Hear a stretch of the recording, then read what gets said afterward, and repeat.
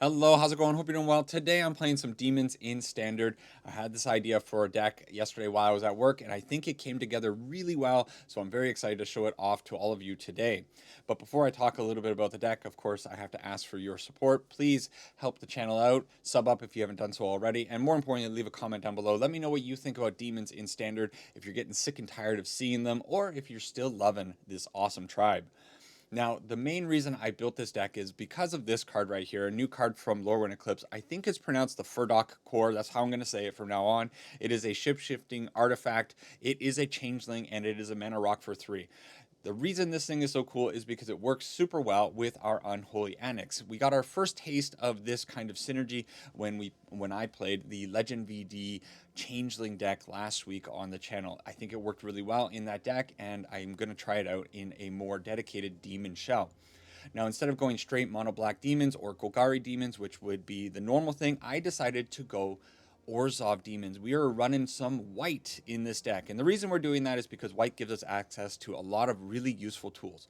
We have Get Lost in the 2 slot. It is premier removal in the format right now.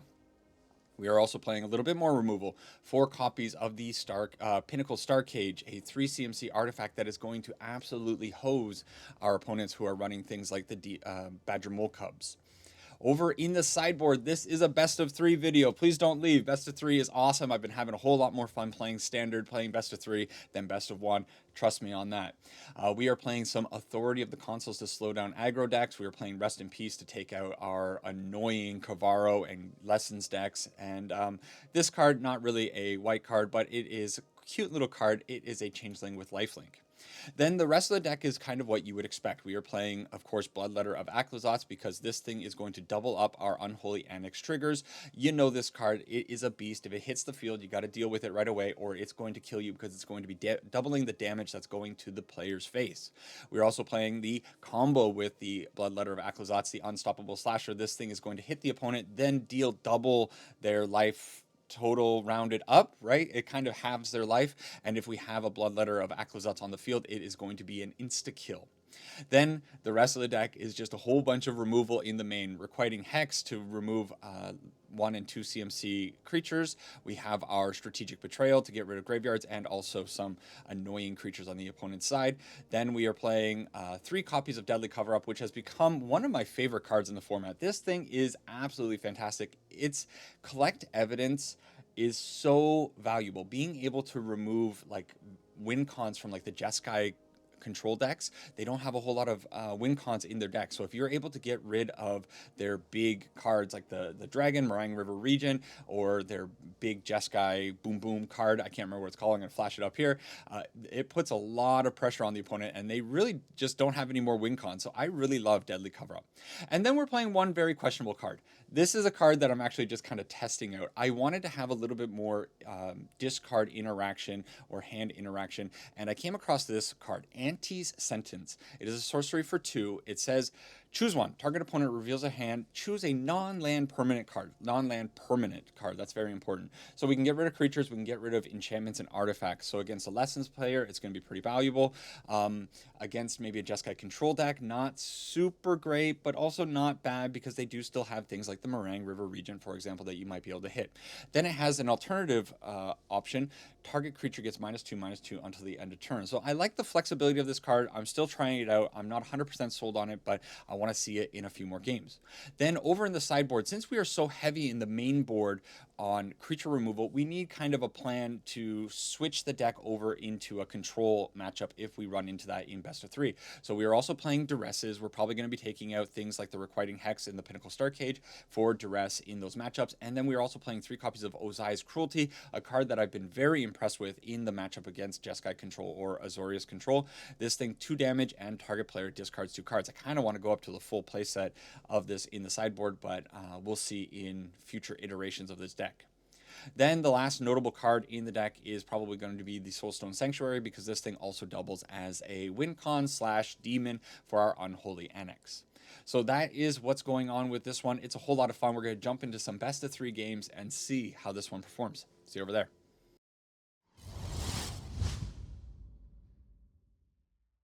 Okay, time for some best of 3 action. something unique on the channel. Haven't done this for several weeks, but I kind of feel like I might be doing a little bit more best of three.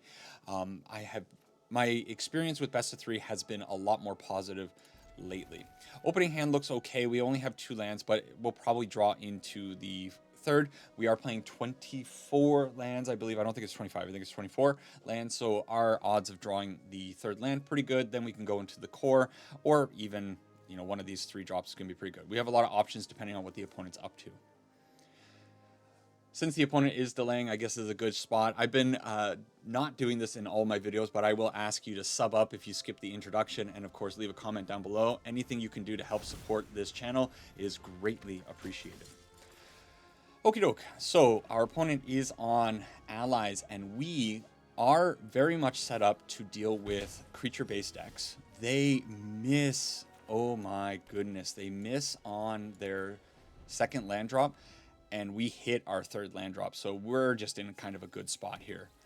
We'll see what their follow-up ally is after this Earth Kingdom Protector, but I think this thing's just going to be kind of annoying. We need to just deal with it. Okay. We don't have the board wipe, so I'm okay just removing this thing now while I can. And the South Pole Voyager is going to come in. This thing, whenever another creature or ally enters, you gain 1 life, and if it's a second time, they're going to draw a card. I think it's okay for me to go out with the Unholy Annex, draw an extra card, take a little bit of loss of life here, and then hope we hit something like a Starcage Pinnacle. They're probably not going to get the double land drop here. I kind of imagine they're going to use these map tokens to pump up their South Pole Voyager to look for more lands. Might result in them putting another 1 or 2 CMC creature onto the field. There is their forest. So they did hit a second land. I would love a follow-up. Okay. So next turn, probably we go... we'll go... we don't go with core, do we? We missed on our lands. So yeah, let's just hit the 2 South Pole Voyagers, gets these off the field. If they put down like a Katara for the next turn, we can use Get Lost.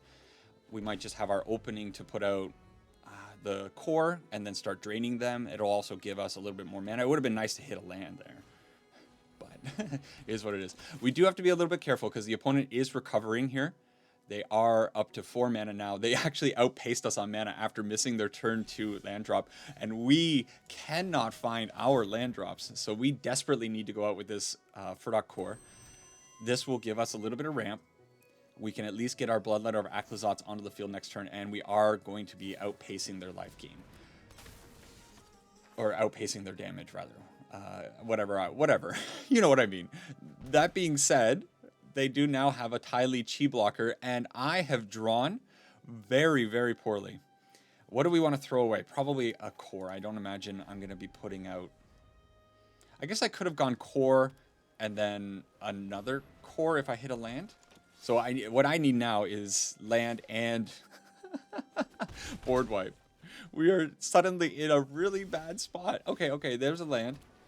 We don't have a board wipe though, so what we need to do is maybe make a demon or put out the Bloodletter of Aclazotz. Or I guess what I could do is just... No, okay, this is the smarter choice. We get rid of Katara. I wasn't watching the board. Earth Kingdom Protector is still sitting there, so this is not going to work. I'm panicking. I'm panicking in game 1 because things have gone so poorly for me. It's fine, though. Okay, sure. That happens. And we throw out the Unstoppable Slasher. Maybe I could have gone out Unholy Annex there to go up to 15 life and start draining them more, but I think it's fine. Unstoppable Slasher makes the Katara very unlikely to be attacking in. Requiting Hex, not great here. Ty Lee, very, very cool card. Not going to be tapping down anything, though. They might be on the Desperation plan, trying to pump up these creatures so they can attack in. Okay, they found the Aang Swift Savior. They're going to leave it on top, so they're going to be bouncing something. That means that our demons from the Ritual Chamber are going to lose a ton of value. But we still might be okay. I definitely need another land here. Board wipe land. I'm not sure which way is going to be the best way to go about this. Okay, 100% blocking the Katara. Do they have protection? They have a restoration magic. I'm kind of okay with that. So we have a lot of draws here. Ty Lee getting prowess there. Pretty cool. There is our land again. So remember, we are going to get hit by Ang. So probably if I just go out Firdoch Core and go into a Bloodletter of Aclazotz, I'm going to drain them for a little bit. I could also just drain them for... You know what, let's go this way. We'll try our best to outpace their life. Oh man, these cards are looking really bad suddenly in this matchup. They've just drawn their 3 CMC stuff. Very, very interesting. So Ang is going to double bounce something. We definitely have to be very careful of that, and because they might just get rid of a lot of our blockers. They might actually have enough damage on the backswing here, especially with Ty Lee getting prowess triggers. I have 2 demons on the field. Did they put a stop there? They didn't. Okay, Strategic Betrayal's not bad. Okay. We should think it out. We have 2, 4, 6, 7 mana. I can do Strategic Betrayal plus Bloodletter of Aclazotz. I could also anti-sentence to get rid or force them rather to put the Ang on the field. And I don't hate that. So I think this is the way. And I think we're going to go anti-sentence into Strategic Betrayal into Unstoppable Slasher or Firdoch Core, depending on what they bounce. So they're going to play out their boy. They're going to probably bounce. Do you bounce? Oh, no. It's okay. This makes any color mana. They bounce that. Okay, I'm actually really okay with them bouncing the Unstoppable Slasher. They could also bounce the Starcade Pinnacle. Get both of their creatures back. What? Oh, okay. The opponent... kind of a misplay on that one for sure. It's fine. It's good for us. We got to take advantage. So let's use this to just get rid of one of these creatures. They probably sacrifice the Ang. Ty Lee. I'm okay with Ty Lee going away, sure. And let's put a follow-up Unstoppable Slasher onto the field so they can't really attack in with Katara. We drain them down, go up to 10. And we aren't really hitting the cards that we want to see here. Neither are they. That land is very, very poor for them. So I think we probably are able to get a win here in the end. They're going to be put, like a lot of pressure is going to be put on them for the next turn. They could attack in with Katara right now and trade with the Unstoppable Slasher. But if they do, we have the Bloodletter to just kill them. They hit us for 2 here. We put out the Bloodletter. They have to block with the Katara. So it's just bad. Oh. Okay. Well, when you got your Bloodletter of Aclazotz kill, you go for the Bloodletter of Aclazotz kill. That's what you like to see. Wow, that game turned into a real matchup. Consider, again, that they were on 1 land for, until turn 3, and then they just hit a big land pocket. And what a weird game. Okay, what are we bringing in? I kind of, our deck is pretty set up to deal with what they're doing. I don't know if the Prideful Feastling is going to be good in this matchup. It might be pretty good. Maybe we take out like 1 Pinnacle Star Cage and 1 Anti-Sentence. I think the Anti-Sentence can go and get their creatures from their hand. So maybe actually that's pretty good. Maybe we don't need to get Strategic Betrayal. I think we do it this way. Strategic Betrayal is okay, but they go super wide with a lot of their board. So, they sacrifice a 1/1 or something like that. It's not going to be that effective. I think we need to get Lost to hit Katara. You can't let Katara sit on the field. Okay, let's see if we can take Penguin of Light down. Opening hand. Give me something good. Last time we were on 2 lands. It kind of worked out. It was a little sketch, but this time around 3 lands. We have our Deadly Cover Up. We have our core. As long as they don't have an Ang, this is fine, right? even if they do have the Ang, it's going to be fine. So of course we are going to take a little bit of damage here. I could hit the Earth. No, it's fine. We don't need to act too impetuously. Yes, my Scornful Striker. I'd rather take out my with the Requiting Hex right now. So my down, we get hit for 2, and then we get hit for another 1 from this Earth and Ally. Not overly big deal. That's what's going to happen in this matchup. Okay, so Get Lost will be a prime, 3-drop removal if they have it. It would be really nice if they put down also like Earth King's Lieutenant or the Great Divide Guide. For some reason, I remember these cards. There is a reason, actually. I've been building my EDH Allies deck. There's the Great Divide Guide. So I think we will probably try to remove that card. They do have... okay. So do I hit the Great Divide Guide or do I hit... Yeah, my. Do I hit my? Or the Great Divide Guide? Next turn, we're going to go out with the core. I don't know if I want to leave them with a whole bunch of... Oh, man, it's such a tricky spot. Do I want to take 2 damage or do I want to remove their Mana Dork? They only have 2 cards in hand. I'm building up to a Deadly Cover-Up. I think I kind of want to conserve my life total. You know what? I think I'm going to hit my... This might just be wrong. What do you think? What do you think here? Bloodletter, fine. Firdoch Core. So we need a land.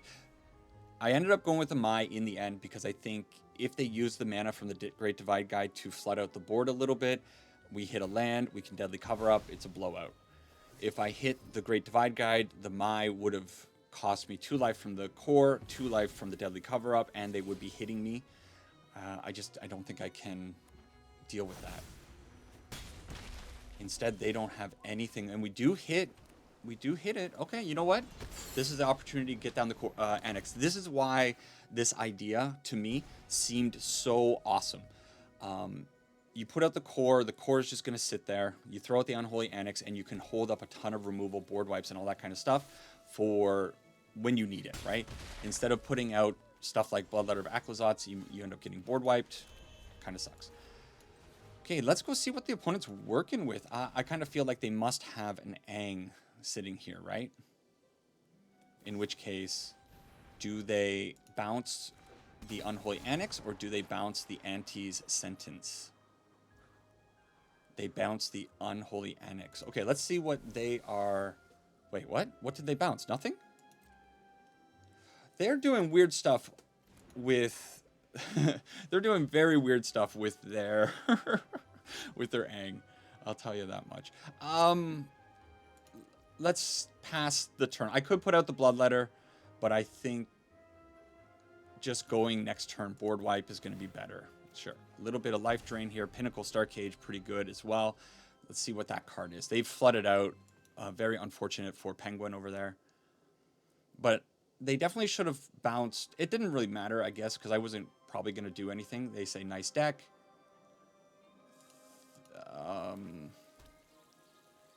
Yep. In honor of them playing allies. They can flip this again. Whenever Ang attacks, put a +1/+1 counter on each tapped creature. So they come in for some amount of damage. Now, we could get blown out here. If they ended up drawing another Ang off the top, we are in big trouble. Okay. I suppose I could have loaded up my core there. But okay. Boom. And now the position is just like too amazing. We get to reach into their hand next turn with the Anti-Sentence one more time. That flood is really... you know what? Let's keep the Anti-Sentence. It's fine. We'll just go to the field with our Feastling, with our Bloodletter, drain them for 4 here, go up to 10, and our poor opponent kind of ran into some bad variants with their deck. Their deck just did not agree with them this time around. Okay, good start. Let's keep going. Game number 2 against Pablo, the Mighty. Kind of cool. Get to go first. Love to see that. And our opening hand is our opponent playing creatures. Please be a creature-based strategy. Okay, Shadowy Backstreet, showing us a third deadly cover-up. We definitely don't need it, so we'll throw it in the graveyard. There's no way you need three deadly cover-ups. You don't. Okay, double Requiting Hex against a potential Badger Mole Cub opponent. They get in for one, sure. Sure. We just take it. And we just keep hitting our lands, getting our way up to 5 mana. Let's see if they end up flooding out the board. Badger Mole Cub, sure. Do I want to... You know what? Let's slow them down a little bit. We'll just remove this. They have then 1 mana. Oh, do they have protection for the Badger Mole Cub? Woo! Okay, they'll have... Right, they can do that. They'll have 3 mana. Fine. Badger Mole Cub always doing fancy-dancy stuff. What is the follow-up here, though? Preacher of the Schism. Okay. So that's something we're going to have to deal with. But, of course, we have the board wipe. Not a big deal. What do we want? Unholy Annex off the top? Okay, we're just finding all of our removal. Which, yeah, cool. There is the second Soulstone Sanctuary. So they could potentially load up some Soulstone Sanctuary, start attacking in. I don't really know what to expect from Golgari Badger Mole Cub decks. Also, did you just see their graveyard move? Or not graveyard, their deck? It kind of like shifted. It's weird. Let's take the damage, let them draw a card. Maybe you could argue there that I should have used the Get Lost to prevent the Preacher of the Schism from hitting me. But I think it's okay to let them try to put a few more things out onto the board. They Earthbend. Okay. Okay. Well, let's do this. And let's collect some evidence. Now, when we collect evidence, we can get rid of their Soulstone Sanctuary or their Bossing Say. And which one do they put more of? They probably put 4 Bossing Says. I don't know how many Soulstone Sanctuaries they put in their deck. I'm definitely getting rid of one of these. I don't want them to get their land back. So let's go with the Bossing Say. In their library, they had 2. How many of the other one? They didn't have any. So they have 1 of the other, whatever you want to call it, Soulstone Sanctuary. Okay. So we exile those 3 cards. They do not get that Earthbent land back, so it sets them back. They're on 1 green mana now, 2 Soulstone Sanctuaries. Oh, of course, they have the Tomb. And now what do? Put out the Orboride? No. Okay. They're drawing. They have a pretty loaded hand, so we do have to be a little bit careful here. Probably Lively Dirge. Search a library for a card, put it into your graveyard, then shuffle. Return up to 2 creature cards with total mana value 4 or less. So we definitely need to maybe find our Strategic Betrayal at some point to get rid of the nasty things that they have. I'm going to go Bloodletter of Aclazotz.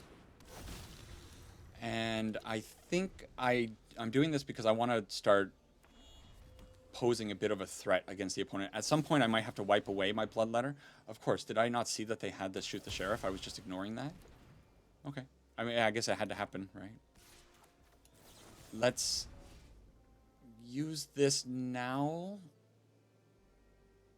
to conserve our life total a little bit, I guess. They get the Mosswood Dread. Mosswood Dread Knight is so good. It might be a card that I have to, at some point, exile. Okay.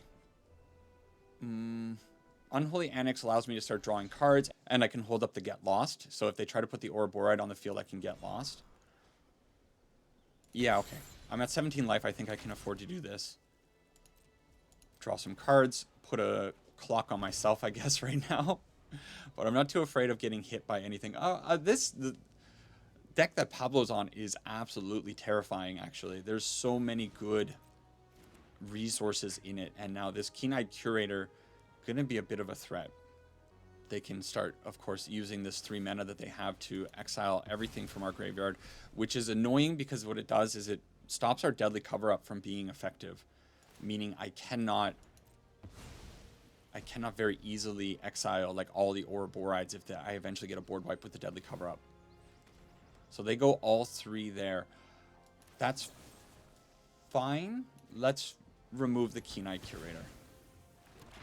I don't know if that was the right play, but that's what we're doing. And from here, of course, we are definitely going to unlock our Ritual Chamber, get a 6/6 Demon on the board, start draining the opponent down, and Strategic Betrayal. Going to be very big. If they put out just Ouroboros this turn, they're going to be in big trouble. But they might go Ouroboros map. That might seem like an enticing strategy for them. Okay. Fine. They need to be very careful because we can also Strategic Betrayal and Soulstone Sanctuary. That'll present 11 damage, right? 6 + 3 + 2 from the Unholy Annex. Bitter Triumph, though. Okay. Man, I really wish they would put out... Okay, if they put out the Moss... Okay, that's a pretty good Strategic Betrayal target for us. So what we can do is load up our Soulstone Sanctuary. We can hit them with a Strategic Betrayal. Bye-bye Graveyard, goodbye Night. And actually, we also get to do Auntie's Sentence as well on top of that. It's kind of great. So Auntie's Sentence showing its power. Ooh, they have a Maelstrom Pulse. That is a big old problem for me because they can get rid of... I think it's non-land, right? Yeah, they can get rid of the Unholy Annex here. And they can hold up their Soulstone Sanctuary as a way of stopping ours from attacking in. Lively Dirge. Okay, return up to 2 creature cards. They get their Ouroboros. Well, there are top decks. And that is certainly one of those top decks. The thing is, they're only down to 2, not 0. So I don't know. Things are not super sealed here. They get to... Yeah, so they have the Soulstone Sanctuaries that they can load up. It would be nice if they attacked in. Where is this? This is maybe in exile. It is in exile. It might be another Deadly Cover-Up time. We'll see what we end up drawing. If we find an Unholy Annex off the top, of course, we'll go that way. Okay, load up the Soulstone Sanctuary. Double Preacher. Well, of course, Preacher on the top. And no attack. Okay, so Unholy Annex. Let's top deck it. Oh, Starcage Pinnacle. Starcage Pinnacle hits... When this enters, exile all artifacts and creatures with mana value 2 or less until this artifact leaves. So I would get rid of these 2 things, but they would get their Soulstone Sanctuary back. Maybe it's fine. Do you do it? Or do you... No. Okay. Let's Pinnacle Starcage. We lose ours as well, but then I can do the ability on it next turn. So the ability on it is going to create some 2/2 colorless robots. I get enough of them. And I can do it. So I can board wipe and then Pinnacle Starcage. And I suppose that's fine. Let's just get rid of all the creatures that are in their deck.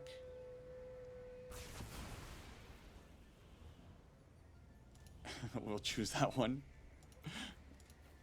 And, of course, nothing left. So they have Ouroboros in there. I mean, they still have a lot of really good cards that they can draw into. Okay. We need this Pinnacle Starcage. I think that was the right play, because I think if they would have started attacking in with the Preacher of the Schism, they would start making 1/1 attackers. There's their Soulstone Sanctuary, but we can go around it with the Pinnacle Starcage on the following. Actually, it's not great. It's not great. Oh no! Lively Dirge is fantastic for them. Oh no, no, no, no, it's falling apart. It's actually falling apart. What a top deck for them. That card with enough mana is just absolutely bonkers for the opponent, and we hit a very poor card there. Okay. So I can put... How many things are underneath here? How do I check it? There are 3 only, not 4. Okay, this is bad news. Bad news, bad news. Let's see what they end up doing here. They load up their Soulstone Sanctuary. It's not... Is it lethal? Actually, did I just throw? They have 3 blockers. It's so bad. It's so bad. It's 15 damage. It's 15 damage, exactly. Hats off to the opponent for sticking it through.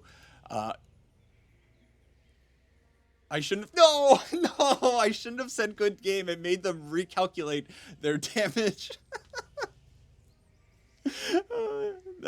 Oh, man. Man, that deck that the opponent is playing is so resilient. Like, think about how much they got hit with, and they just kept bouncing back and bouncing back, and we just couldn't seal it. I guess it's not over, right? Because we can go like this. And I wasn't thinking about that. But it makes sense to do that. Okay. So now, okay. I don't bother attacking in. So we wipe the board. And if they I shouldn't have early good gamed. That I honestly forgot that I could put out the Starcage Pinnacle blockers. If they draw a land here, maybe we win it. Wow. What a roller coaster. What a roller coaster of emotions. Oh my god.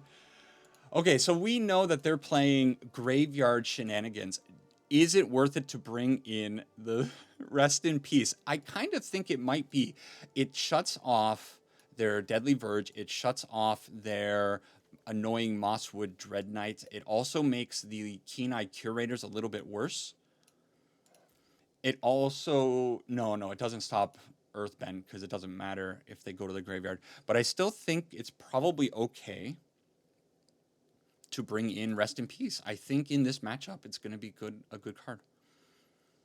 Rest in Peace does make our Unstoppable Slashers a little bit worse, though. Okay, so I think we're just going to do a little bit of a trim.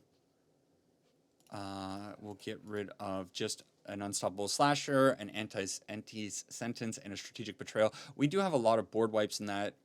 The Pinnacle Starcage, how effective is it actually against this deck? I guess they do play quite a few 2-drops, and it also deals with... Yeah, no, you got to leave Pinnacle Starcage in the deck. So maybe Requiting Hex, get rid of one of those. So just trim around the... Is it the Strategic Betrayals, actually? Since we are playing the Rest in Pieces, we don't need to worry about exile in the graveyard. Okay. Wow. What a fun match. Sketchy. We're going to try it. No white mana, but we do have the core that'll allow us to generate white mana. We also have our Unholy Annexes. If I'm the opponent here with a Duress on turn 1, I'm probably taking the core. That being said, the 2 removal spells, Requiting Hex and Strategic Betrayal, are also enticing. Okay, they go with the Unholy Annex, the one that I expected the least from the opponent. Your opponent has 2 Unholy Annexes. They're running Maelstrom Pulse, so they could hit a 2-for-1. I'm a little bit surprised that they went that way. We hit our land drop. Fantastic. So we do have now 2 white mana sources. We're going to be able to at least Starcage Pinnacle when we draw it. They're not worrying about that. So, Mosswood Dread Knight, very, very annoying. We're just drawing our land.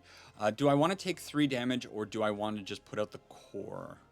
Do I want to take 3 damage, put out the core, or do I not want to take 3 damage and Strategic Betrayal and just get rid of the Dread Knight while I can? I think it's better to do it this way.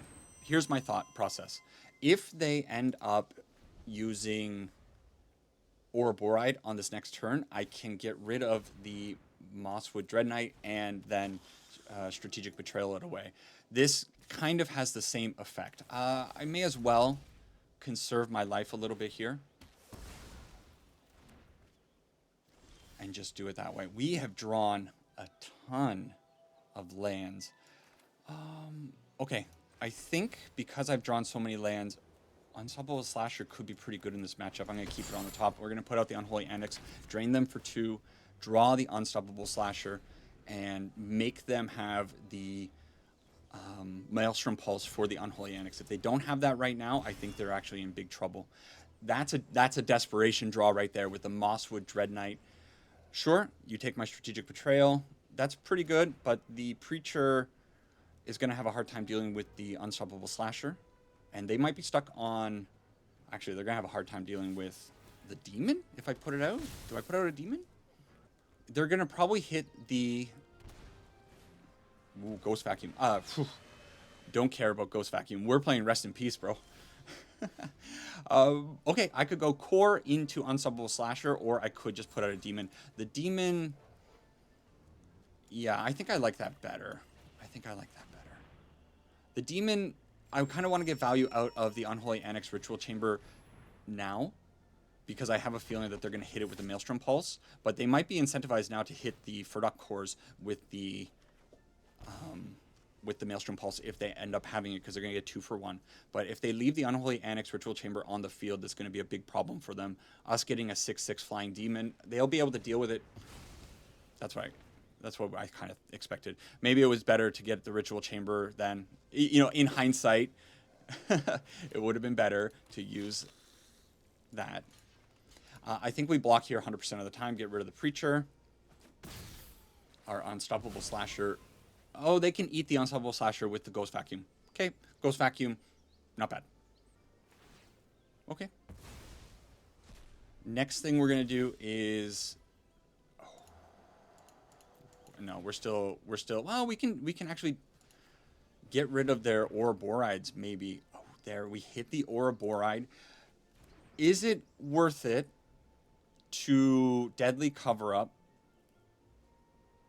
Man, I really wish I had, I really, really wish I had, what do you call it?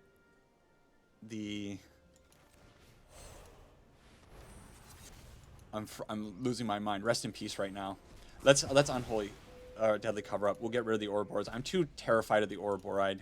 If it hits the field, it's too potent. So let's just get rid of it for the rest of this game. And we're going to sit here on the Firdoch cores. We need to find more Unholy Annexes. Of course, they can do this now for the whole thing. Search your library for a card. So they can actually get back... Man, what does this card do? Search your library for a card, put in your graveyard. Then return up to 2 creature cards with total mana value 4 or less. So they can actually go get a 1 CMC like a Llanowar Elf or Gene Pollinator, and they can bring back the Preacher of the Schism. That seems pretty good to me. I'm actually thinking we might be in a whole lot of trouble. The Lively Dirge is very, very good card. Okay. If I load this up, I can attack in with a 4/4. But I think you just put down a Bloodletter of Aclazotz. You attack in for 4 damage next turn. Yeah, that seems like an okay way to go about things. They're going to force them to find removal. If they can't find it, that's going to be pretty good. They're going to have good attackers on the field, though, so I can't really get in with the Firdoch cores. 4/4 on the ground. They're going to have the 1/1 lifelinking baby vampires. Kind of a problem. They drew a land, then now they have the Basing Se. At least they're not drawing cards from this Preacher. There's some silver lining here. Man, I love this card. Not only is the art absolutely fantastic on it, but it's just such a good card. Unholy Annex off the top, please. Okay, opponent Earthbending, and we draw a very anemic Godless Shrine. But that's fine. We attack them for 4.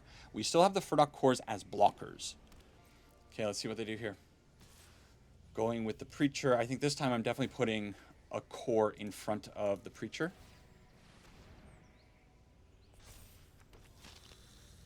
Just to get it off the field. I can't let it keep making 1/1s. Especially they can start gaining some life from that. It'll throw off my Bloodletter of Aclazotz math. But, man, the Lively Dirge, they can go get whatever. I'm so glad I got rid of the Ouroboride, because I think it would have just really made this game get out of hand fast. But if we draw an Unholy Annex off the top, we win, right? We're so close to stealing a win right now. I think if I'm the opponent, I'm probably attacking it with the 1/1s as well here, just to get up to 9. 9 life is so valuable. Okay. Okay. Down to 4, Starcage Pinnacle. Choo. That hurts. Let's put the Godless Shrine out untapped. Who cares about 2 life when we're at 18? We have the Firdoch core. They draw land. Not going to be good enough. Do they have a reach creature that they can go and get with their Lively Dirge? That's all that matters right now. I guess they could also go get something that gives them a little bit of life, but I'm really curious what they could possibly go and find here with the Dirge. See what I'm talking? This has been my experience playing best of 3. They found a reach creature.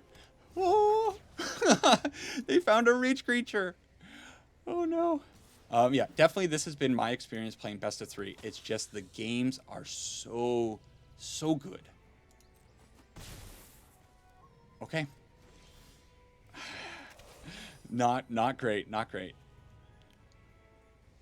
So, Bloodletter of Aclazotz just dies to the Scrap Shooter. Scrap Shooter's just a Giga Chad. 2, 4, 6, 7, 8. I guess I have 8 mana on the field for that. So I guess what the plan is hold off for a turn.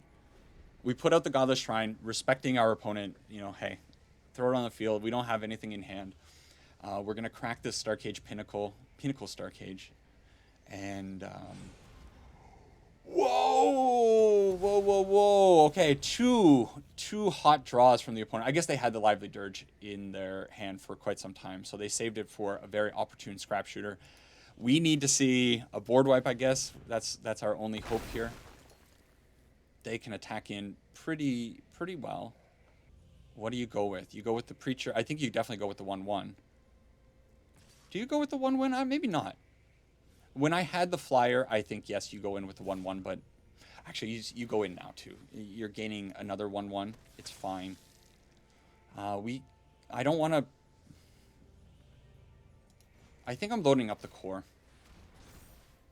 I'm changing my plan here from the Starcage Pinnacle to the core, because I have to get rid of that annoying thing. Okay, no more respecting the opponent. We've drawn too poorly. If they draw more heat... I don't know if I can handle it emotionally. I'll be wrecked. Okay, this Soulstone Sanctuary, now up to a 4/4. They have 10 power attacking in, potentially. And we only have 2 2/2s. 2 2/2s. Where are all of my Unholy Annexes? I need Unholy Annex. Do they go in with the Scrap Shooter? Are they brave enough? I think I would definitely prefer them not to go in with the Scrap Shooter. Okay. Fine. Take 8. Take 8. It's fine. It's only 8 damage. It's only 8. It's fine. What is their follow-up? Their follow-up's nothing. Okay, we cracked the Starcage Pinnacle. Put 2/2 robots on the field, and we find a Requiting Hex. A Requiting Hex is... It's fine, but it's not really quite good enough, right? Okay, we attack in... Sure. They go up to 6. We keep both of our robots around. And we can hit the soul... I hope I didn't make a mistake with the Soulstone Sanctuary. I can hit the Soulstone Sanctuary with this, right? Sure, why not? So when they go to combat, Requiting Hex on the Soulstone Sanctuary takes us down to 4. We are in such... Oh, no. We're just dead because they have more bossing saves, so I misplay. I shouldn't have attacked in with both. Dumb. Yeah, okay. Can they... Oh.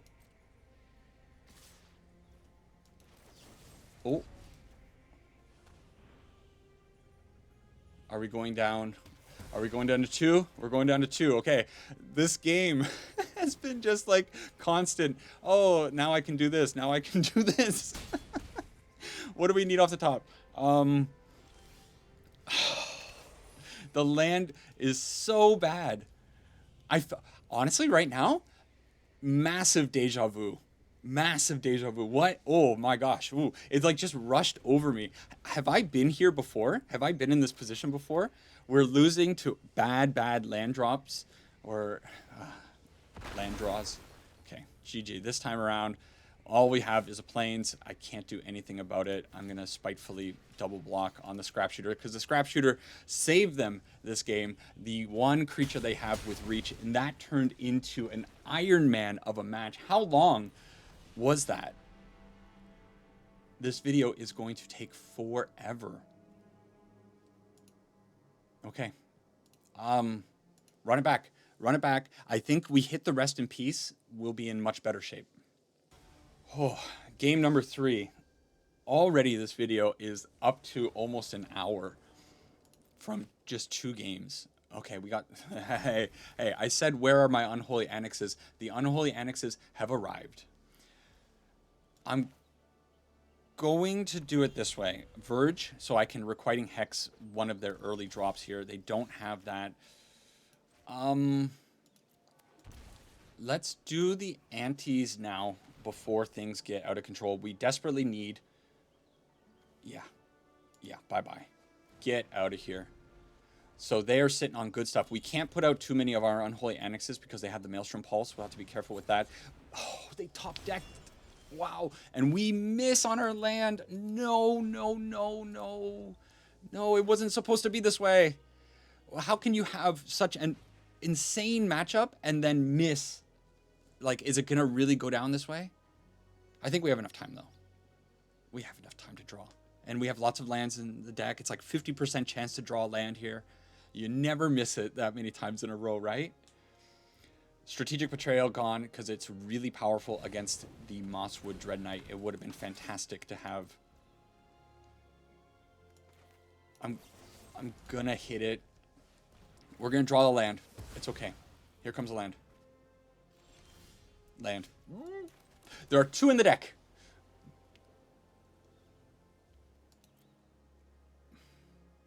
Do I want this now? For the future?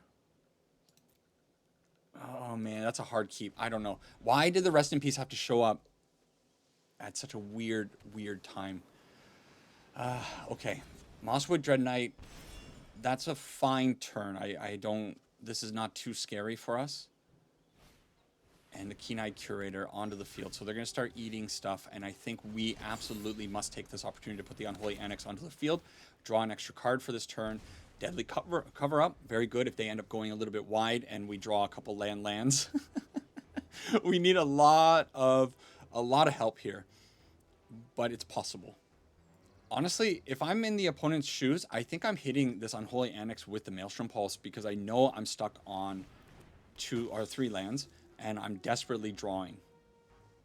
Okay, they're eating from their graveyard. Why are they eating from their graveyard?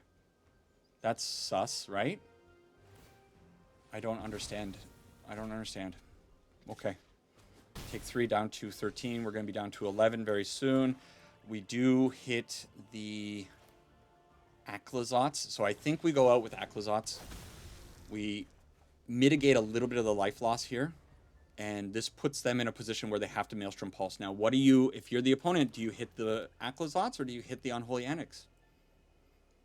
You hit both. The answer is you hit both. Ouch. Okay. The only thing that saves us now is a land off the top because we're going to lose our Unholy Annex as well, I believe. They eat that, sure.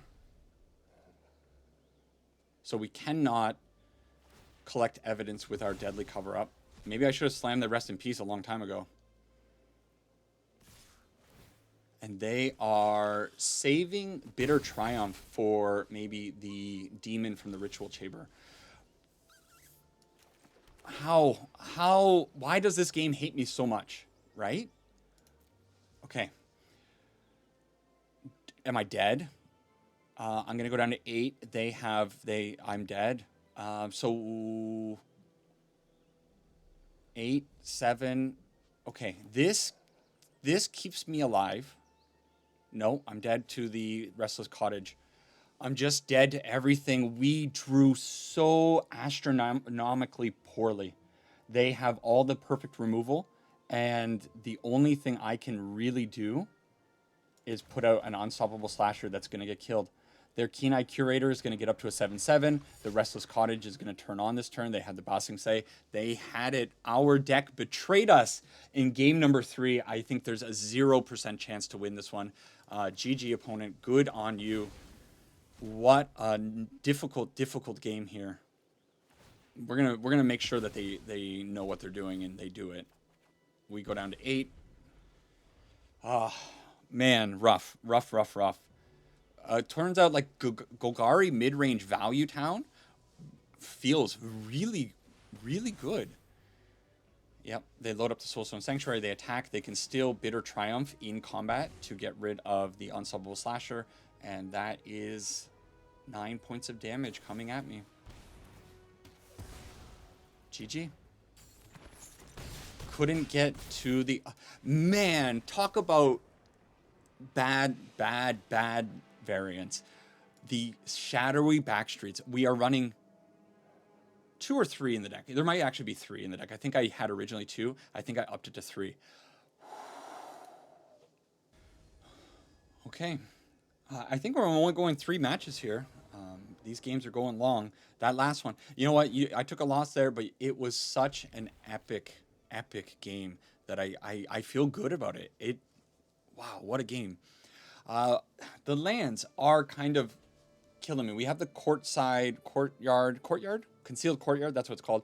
That's going to be coming in tapped if we have more than 3 lands. We have this Bleachbone Verge, which we need plains or swamps.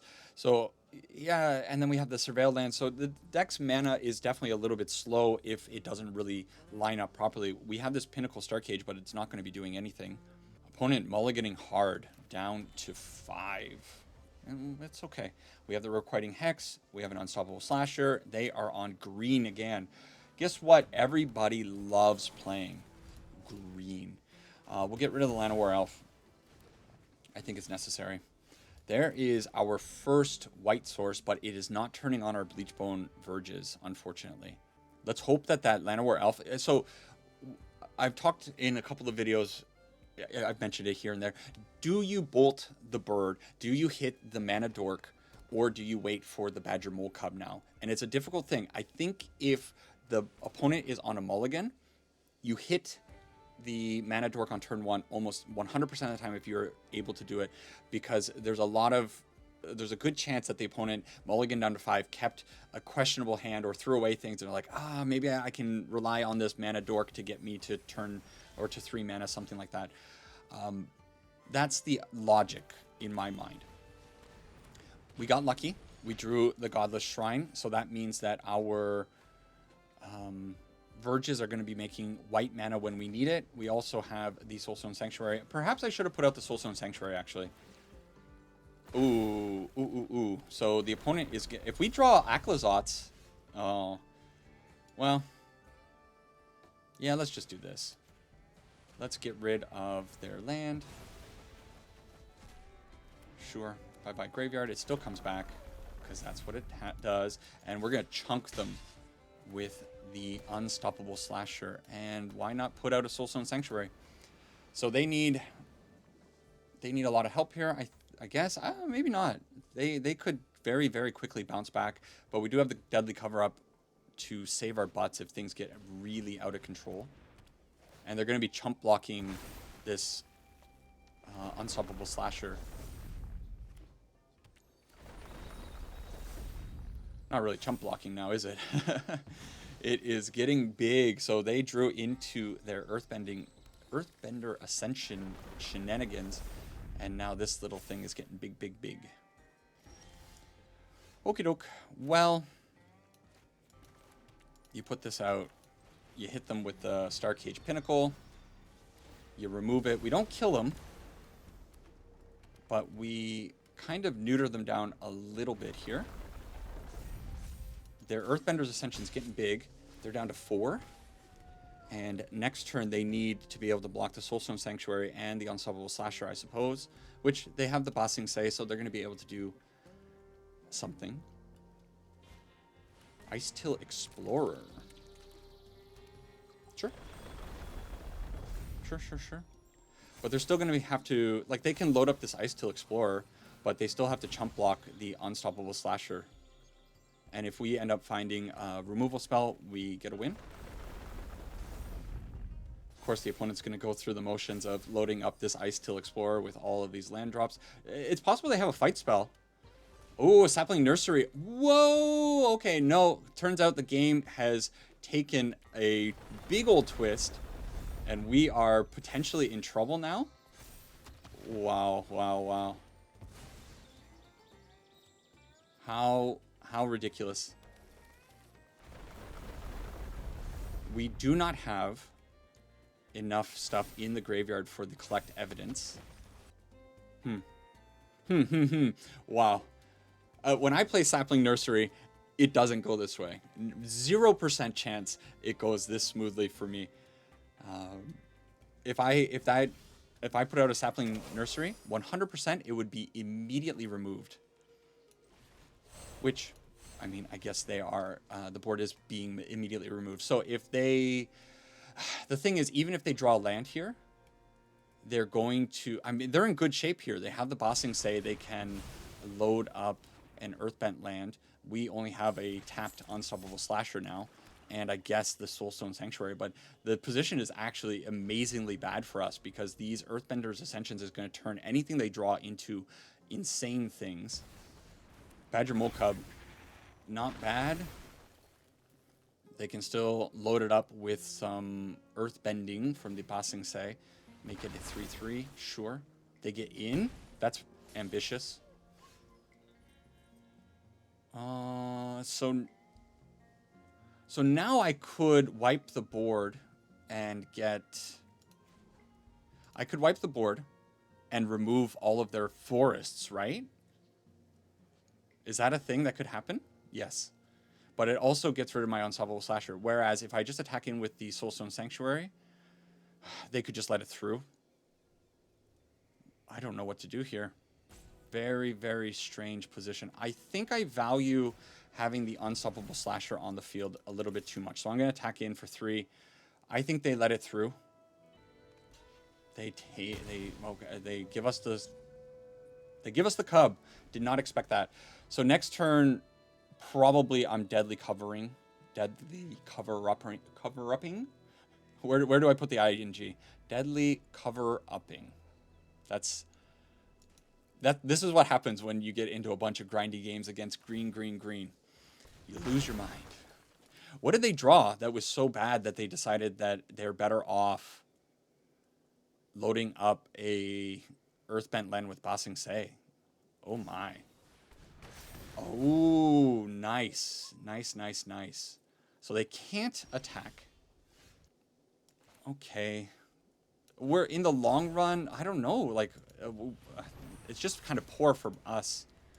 We've drawn not so well. We'll get the forest. Forest. We're doing this because it's funny. So we've removed all of their forests. They don't get any more earthbending triggers back. Everything's gone. Bye. And we may as well put this onto the field. So now it's all a matter of who draws better action. If they start drawing Llanowar Elves and Gene Pollinators, maybe we can come back. They still have lands in their deck. I guess I could have taken the time to look at it. So they can still trigger the Sapling Nursery. Also, they have the Bossing Say land, so they can start doing that. Like, the position is so horrible for us. At least the escape tunnel doesn't allow them to... they can't fetch with it. There's nothing to fetch. Does it get haste? It just has haste? Come on, deck. Why? This has been pretty bad drawing for me, right? Like, we haven't seen our cores. We haven't seen annexes. Have we seen... What have we seen? Maybe this deck needs more card. We saw one Slasher. I'm only at 15 cards drawn. And it's been 2, 4, 6, 8 of the 15 have been lands. No, 8, 9, because we got rid of a Soulstone Sanctuary. So just, like, piss poor draws the whole time. And we should be on top of this. But because our deck has been, like, wonky-eyed. Okay, I don't want this. I don't want this. Am I dead? Am I... I don't... Come on! They're at 4 life. They should be dead by now. It's kind of insane how badly this has gone for me. And they smartly, wisely spread out the damage. We're just cooked, right? Yeah. I guess the escape tunnel was just on the field for a while. I just didn't notice. Okay, let's get rid of escape tunnel. We'll go down to dead. It doesn't matter. It doesn't matter. Okay. This is some crap, man. This is good on you. Sapling Nursery, awesome card. I recorded some videos with it. It did not do anything near this. Every time I put it on the field, immediately removed by the most ridiculous things. I feel like my deck is just kind of what it needs to be against the opponent. Bringing the Rest in Peace is not really great because even if we get rid of the Earthbent lands, they still come back because that's what Earthbent lands do. I guess we could bring in the Prideful Feastlings as kind of a nice little blocker. But what am I really taking out for that? Maybe the Anti-Sentence. I don't think the Anti-Sentence is overly powerful in this matchup. Maybe it is. I don't know. I'm tilting out. That game... Why? Why do the draws have to be that bad? Okay, so we the first 3 games we won, and now we've lost the next 3 games. Not the matches, but the games rather. And it's just gone so weird. It's so risky. Try it. It's fine. 2 landers. Do you keep 2 landers regularly? I think you do. When you have Unholy Annexes, I think you got to try to keep them. They don't have a ton of removal, so if I can get the Unholy Annexes with the Bloodletters on the field, like, sure, they can do something, but it's probably an okay position. Not what you want to see. Not what you want to see. Okay, we have 1 more draw to make something happen. Here comes Badger Mole Cub. Woo! How is it possible that every single opponent, every single time has the Badger Mole Cub on 2? It's like it's glued to the... it's like it's glued to the top of everybody's deck, and I can't catch a break this game. I'm actually kind of losing my mind here. I know technically it's less than 50% chance to draw a land there, but... it should be going a little bit better. Okay, come on. What do we want to... You know what, I guess they put out a bunch of stuff here. We draw a white source. We can Starcage Pinnacle Starcage. I'm always going to stay it the other way around. I don't know. Starcage Pinnacle sounds so much nicer to me. Pinnacle Starcage? Okay, wow. Attack in for 1. Guys, I'm gonna crash out, man. I'm gonna crash out. I'm gonna throw my microphone across the room here. Not only is it not a land, it's a core, the closest thing to a land. It's like the game is like spitting in my flippin' face. No, come on, really? So now I get to sit here and just watch the opponent do game actions while I draw a land. I draw a land when it's exactly 1 turn before I die. That's how this goes, right? You sit here, you pick your nose. God dang lands, man. The thing, yeah. And on top of that, I get to sit here and watch the opponent draw up a whole bunch of lands. I am... Comment down below. Do you think it's going to be a land next draw? Do you think my 12th draw will be a land? Because of the way this deck has been drawing, absolutely not. It is a land, and it's actually a playable land. Is it too late? It's just too late, right? Like, what am I going to do here? So you put out the core. Whoa! And I guess you hope for land plus... Like, I hope we draw 2 cards next turn. I draw a land plus the Deadly Cover-Up. It's so... Oh, Had that land come 4 turns ago, 3 turns ago, what kind of game would this be? I'd have the Unholy Annex on the field. We would have been drawing more cards. Like, oh man, to say that I'm pissed off would be an understatement. And the opponent's slow playing. It's not that difficult to surveil too, is it? Okay, there you go. Ramp, ramp, ramp. Baby Chocobo. I'm already marking down double loss. So the video crashed on me. It's a real shame. We're gonna still go with it because I think the deck is neat. I like what it's doing. But holy moly, is Magic ever a devastating game? Isn't it? Absolutely devastating game. Especially when your opponent does like 10 slow actions when they have, like, you have the win, man. I could concede, but I'm just so curious about the next card. Do they have more game actions? They do. They can play another land. They can crack another land. Right? I'm broken. I'm actually broken.